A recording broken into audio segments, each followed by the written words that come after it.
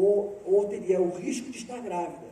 E que para ele, como empregador, possivelmente uma empresa de pequeno porte, imagina contratar uma pessoa grávida e tê-la perdida em um mês porque ela tem que se afastar. Tomou uma decisão. Então, o que a lei quer evitar é que as empresas façam mau uso dos dados que elas coletam das pessoas, diretamente ou indiretamente. Esse exemplo que eu dei é típico. Vocês imaginem que juízo de valor as pessoas que trabalham com cada um de vocês poderia fazer de você se tivessem acesso a tudo que você consome, ou seja, item por item do seu cartão de crédito. Que você bebe muita bebida alcoólica, que você frequenta lugares estranhos, ou seja, imagine o perfil que alguém poderia construir de um indivíduo se tivesse acesso a todo o comportamento dele. E, gente, a coisa é de assustar. Eu, às vezes, fico arrepiado quando penso nisso. Porque nós estamos desatentos, gerando pegadas sobre o nosso perfil privado para o mundo. Eu gostaria muito que levantasse a mão aquele que está aqui agora e não está com celular. Alguém pode levantar a mão? Tem alguém sem celular? Não tem ninguém, né? Nós estamos carregando no bolso um rastreador pessoal. E aí eu vou contar uma outra historinha, novidade para vocês. Um jornalista americano fez um teste, comprou um iPhone novo, sem chip, não botou nenhum chip nele, desconectou o Bluetooth e o Wi-Fi, e durante 1 hora ele percorreu a cidade onde ele estava, de carro e a pé. Ele levou esse telefone para o laboratório. No laboratório, esse telefone foi conectado a uma maleta de investigação e foi finalmente habilitado o Wi-Fi dele, permitindo que o telefone se conectasse à internet. Aquela maleta, ela funcionou como man in the middle, funcionou interceptando a comunicação entre o celular e a internet. Pois saiba que tinham mais de 300 registros que foram enviados automaticamente do celular para a Apple. E esses registros indicavam localização física, com detalhes. Parou no hospital tal, ficou 15 minutos, caminhou até o parque tal, ficou 10 minutos, possivelmente entrou num carro aqui e se deslocou para tal lugar, e pela velocidade. Nós estamos carregando conosco um espião, com um grau de precisão sobre os nossos passos que a gente não acredita. Todo mundo agora sabe que eu estou aqui, e estou parado aqui já há 15 minutos, porque o meu celular está comunicando isso para os fabricantes do software que está aqui dentro. Como eles estão usando, quando eles vão usar, para que propósito, eu não sei. Mas imagine se, por exemplo, quem tem esses dados comercializasse eles com o meu empregador, confrontando a informação que eu disse, que agora estaria, por exemplo, num cliente visitando e, no entanto, estou aqui. Né? Imagine o poder desse tipo de informação nas mãos erradas. Então, pessoal, dentro da área de segurança da informação, nós temos que tentar adquirir e promover, junto aos nossos clientes, ou até mesmo parceiros de negócio, um entendimento holístico do que é o risco de segurança. Eu gosto de usar essa fábula, a fábula dos 7 ratinhos cegos. Alguém conhece? Não? Fábula dos 7 ratinhos cegos. A fábula é o seguinte: 7 ratinhos cegos, dentro da casinha deles, eles ouvem um barulho do lado de fora e eles combinam. Olha, cada um sai sozinho e vai lá investigar o que é. Então o ratinho cego vai e toca num objeto. Tocou na pata do elefante. E aí voltou lá para a casinha e falou: olha, eu acho que é uma palmeira. Aí o outro ratinho vai e toca na tromba. Acho que é uma corda. Ou seja, cada ratinho toca numa área do elefante e volta com uma percepção do problema. Até que um ratinho mais inteligente falou: olha, pessoal, eu não fui lá fora ainda não, mas pelo que vocês estão contando, Eu acho que isso é um elefante. Porque ele, na verdade, juntou as visões muito limitadas e míopes de cada ratinho para entender a complexidade, o que era aquele todo. E é justamente isso que nós temos que exercitar nos negócios. Não dá para vocês, vamos imaginar, profissionais de segurança de redes, né, mais técnica. Não dá para você achar que a segurança de uma empresa se faz com segurança de rede. Esse é um pedaço do problema. Esse é um elemento que oferece risco ao negócio. Então, as empresas precisam enxergar o risco, entender qual é o seu apetite para esse risco, e cada empresa tem um apetite, e finalmente, fazer escolhas. Olha, eu vou surpreender vocês agora. Aqui tem umas 40 pessoas. Eu tenho certeza que eu tenho diante de mim agora 40 profissionais especialistas em riscos. Vocês talvez não saibam disso, mas vocês são especialistas em risco. Nós somos. Porque durante o dia, ou desde o momento que você acordou hoje, você fez escolhas. E muitas escolhas foram baseadas numa análise de risco que está no teu subconsciente. Por exemplo, vocês tinham um compromisso de chegar aqui às 9 horas. E aí vocês fizeram escolhas. Que horas eu vou sair de casa? Essa é uma análise de riscos. Eu vou de ônibus, eu vou de carro, vou pedir uma carona, eu vou com o Uber todos juntos, eu vou com o Uber. Foi uma escolha baseada no risco de chegar atrasado. Mas eu hoje vou ficar lá na faculdade até tarde. Eu não vou com nada de valor, porque o campus está perigoso. Análise de riscos. E eu estou atrasado, o sinal fechou, eu atravesso ou espero o sinal abrir para mim? Análise de riscos. E olha, eu ontem comi uma feijoada, não estou me sentindo bem. É melhor que no café eu coma só uma fruta e vá. Análise de riscos. São riscos diferentes, mas são riscos. E nós fazemos escolhas o tempo inteiro baseado numa análise inconsciente de riscos. Então, o que as empresas precisam fazer é conhecer o risco para fazer escolhas. E aí vem o quê? A minha pior constatação. E essa não é uma constatação de hoje nem de ontem. É uma constatação de décadas. Os empreendedores, os empresários, os líderes corporativos, os executivos, eles ainda não acordaram para o que é o risco aos seus negócios relacionado à segurança da informação. E é por isso que muitos entram no estágio de sono profundo. Eu vou explicar esse estágio para vocês. Sono profundo é aquele cara, é aquela empresa que acha que risco é um negócio que ele leu aí, ou assistiu numa palestra, ou ele leu num artigo, e que dizem que é ameaças versus falhas, ou vulnerabilidades, como queiram chamar. É um negócio meio acadêmico, né? Imagina um executivo falar, olha, você conhece as falhas e ameaças ao seu negócio? Ele está pensando logo no concorrente, né? Era um cara de negócio.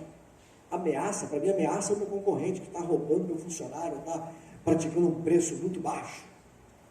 Ele não assimila isso. E aí, por causa de uma visão muito míope do problema, ele fala, olha, eu vou adotar uns controles aí. Dizem que tem um tal de Firewall, que é uma beleza. Compra aí meio quilo de Firewall, instala aí para a gente poder ficar seguro. É a decisão que eles tomam. E não se surpreendam, é a decisão que eles tomavam há 20 anos atrás, e eu ainda vejo empresas tomando a mesma decisão hoje. Estão atrasados, de fato. Nível 2. Empresário, empreendedor, líder tem um sono leve. O sono leve é porque ele tem um conhecimento um pouco melhor sobre o problema. O sono leve, por exemplo, ele sabe que risco implica em parada operacional, ou seja, quando a minha empresa para, eu tenho um risco de segurança. Ele, por exemplo, reconhece que existe risco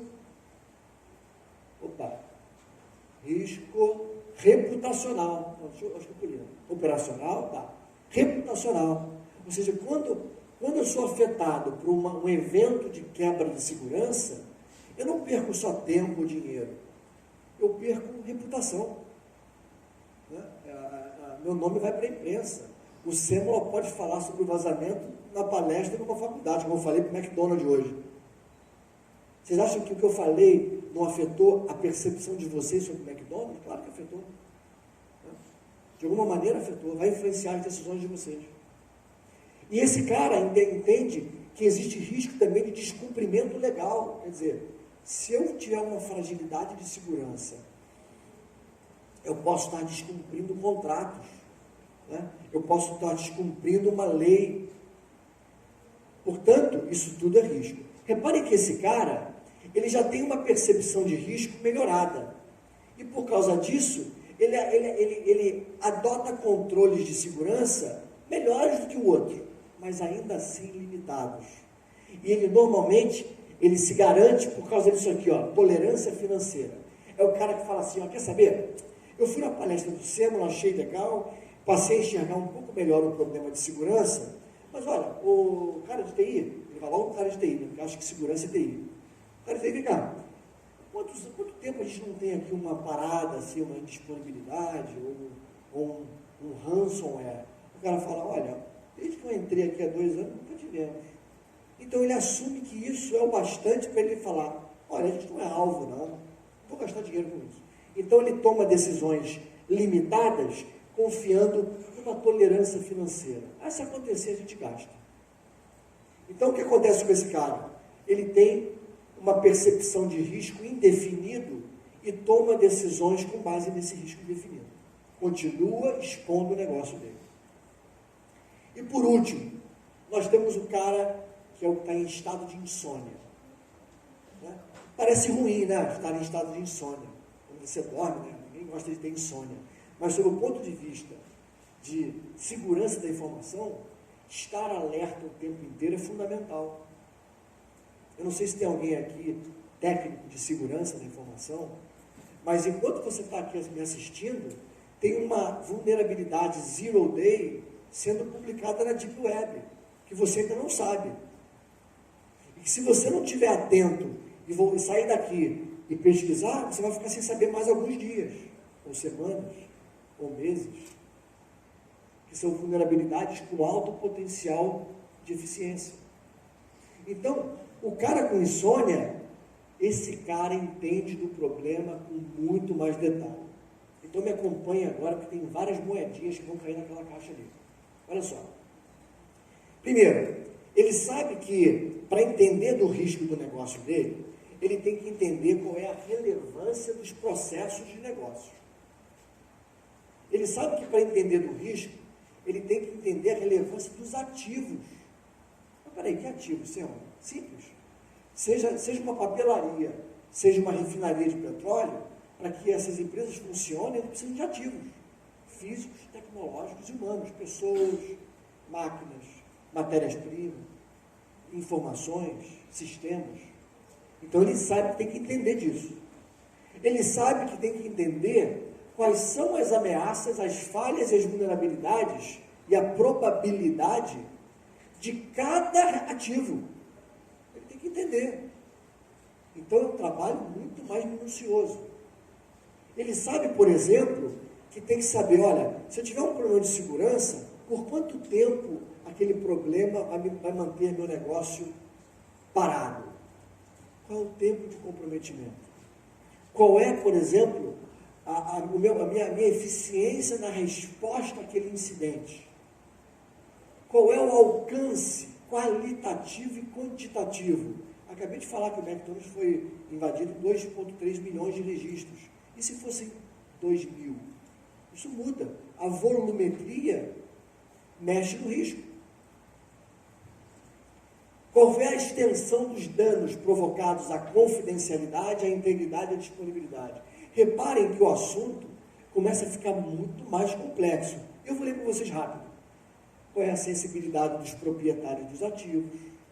Qual é a exposição contratual que aquela falha de segurança gerou? Qual é a exposição civil?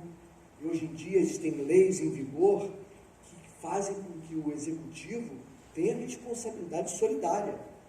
Se ele for negligente, isso tudo é risco. exposição penal.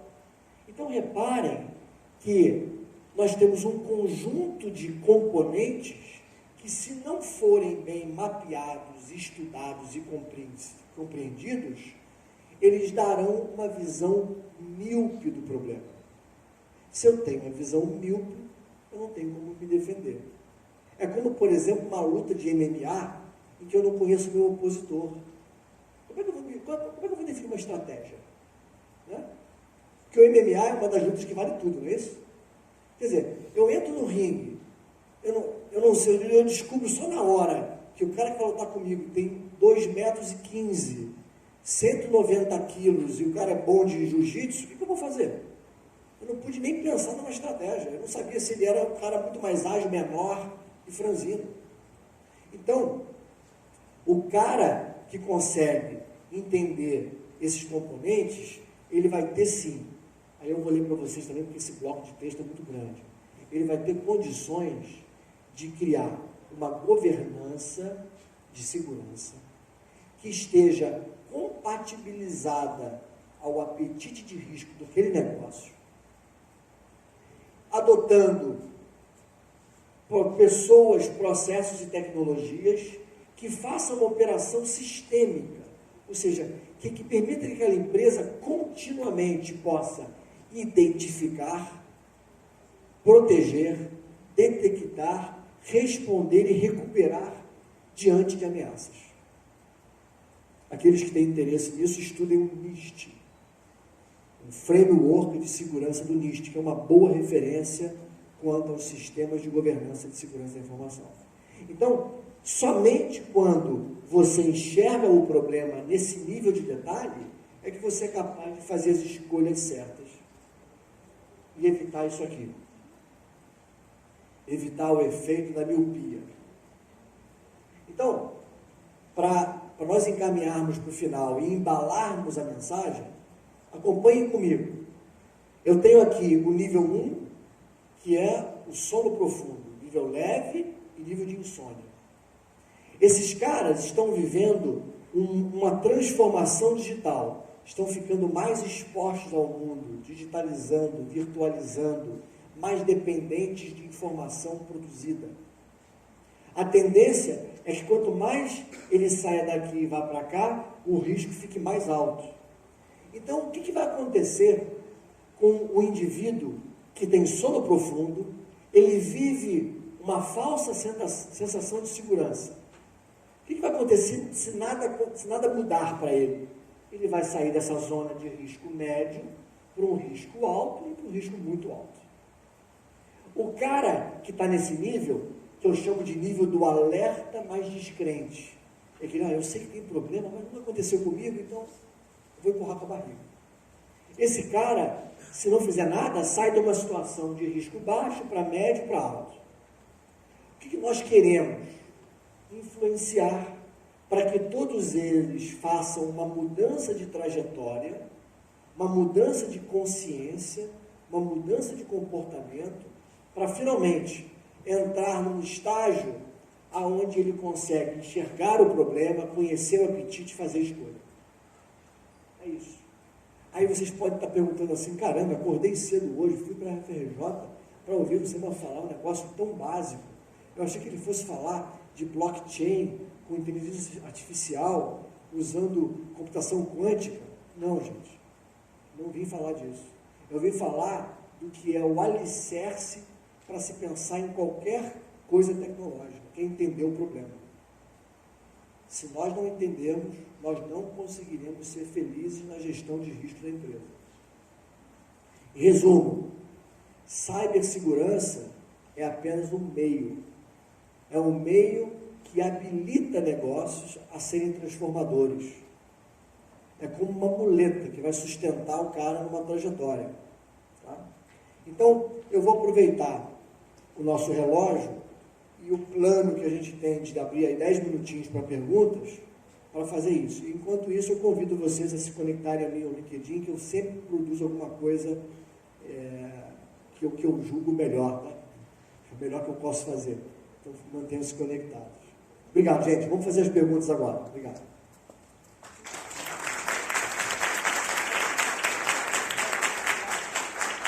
Como é que é a dinâmica de pergunta? O pessoal levanta a mão, a gente leva o microfone. Joia, vamos lá, gente. Som. Tá. Se quiserem falar de LGPD, eu posso falar também.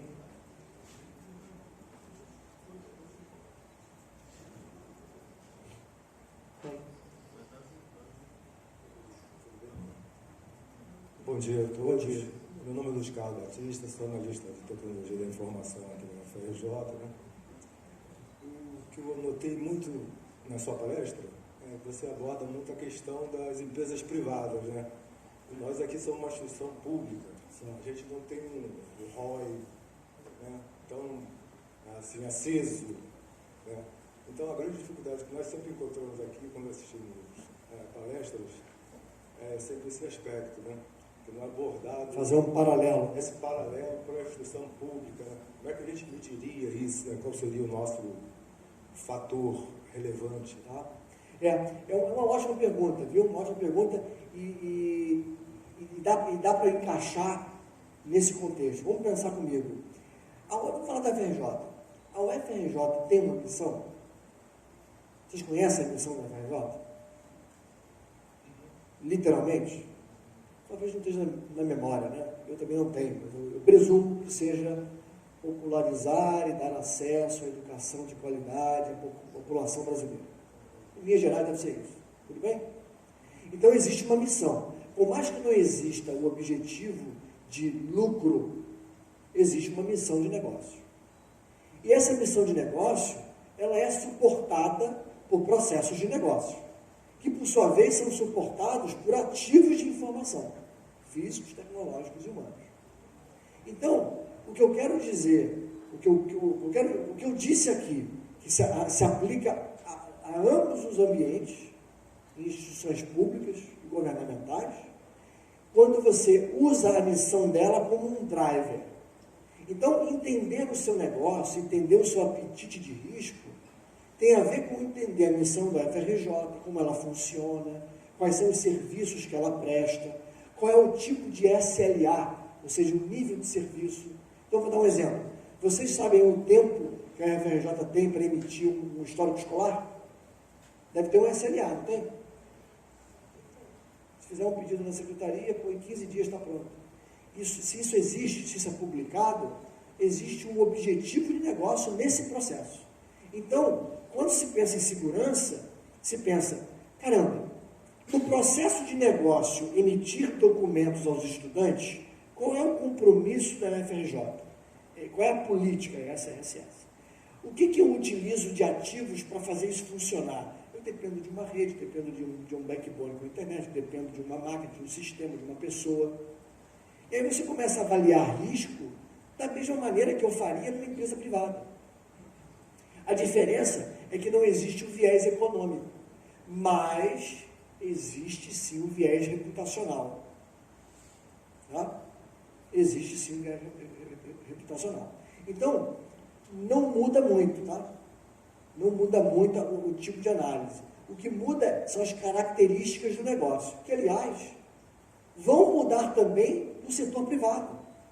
Vocês não acham que há uma grande diferença em termos de risco e apetite de risco entre o Itaú e o Nubank?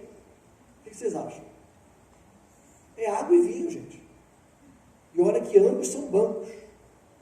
Mas pela característica do negócio, perfil dos donos, ou líderes, ou executivos, pelo legado que um tem e o outro não tem, aquela gambiarra de tecnologia, de sistemas de mainframe que tem um e o outro não tem, está tudo na nuvem, isso muda completamente o business. Enquanto o Itaú é obrigado a consistentemente demonstrar um resultado financeiro ano a ano para que ele não afugente investidores, o Nubank, os investidores estão rindo daqui a aqui, se todo ano dá prejuízo. Porque a estratégia deles é outra, é ganhar uma massa de usuários jovens agora, para que ele possa ganhar dinheiro daqui a 10 anos. Então, voltando ao seu ponto, tudo que eu disse se aplica ao FRJ e a qualquer repartição pública, ou órgão público. Olha, ROI reputacional. Um ROI reputacional, né? Sem dúvida. É um ROI reputacional. Eu não posso medir em termos de faturamento, de lucro, mas eu meço de outra maneira. Né? Poder de atratividade, um mind share, né? A atração que a FRJ gera nos professores, e que ele mencionar aqui, tudo isso fica na órbita da reputação. Vamos lá. Opa, Sêmola, você deve conhecer o professor Carlos. Eu acabei de acompanhar aqui, há cerca de 3 dias até agora, tem uma fábrica da Subaru, em Indiana, nos Estados Unidos, que foi alvo de ataque de ransomware. Está até agora parado. Há quanto tempo? 3 dias. Olha. Está sob investigação da FBI. É isso. Só complementação. Ótimo. Esse tipo de informação, ela pipoca o tempo inteiro, né? E só não aparecem em maior volume, gente, porque as empresas têm vergonha de falar disso. Tá? Agora, olha só que curiosidade, Carlos. A Lei Geral de Proteção de Dados, que vai entrar em vigor em agosto do ano que vem, ela exige que as empresas que sejam alvo de um ataque que se concretize, elas têm a obrigação de comunicar em veículos de alta circulação. Ou seja, não é mais opcional você esconder aquele evento para você. Você vai ter que ir a público e anunciar. Então esperem aí que nós vamos ler nos jornais a partir de agosto. Tá? O que mais? Mais alguém? Perguntas? Não? Jóia. Bom, pessoal, obrigado pela atenção de vocês, obrigado pelas perguntas. Espero que eu tenha sido minimamente útil, tá? E eu estou à disposição para depois, para ter um papo, até mesmo remotamente, no LinkedIn, nas redes. Obrigado, bom dia. Bom evento para vocês.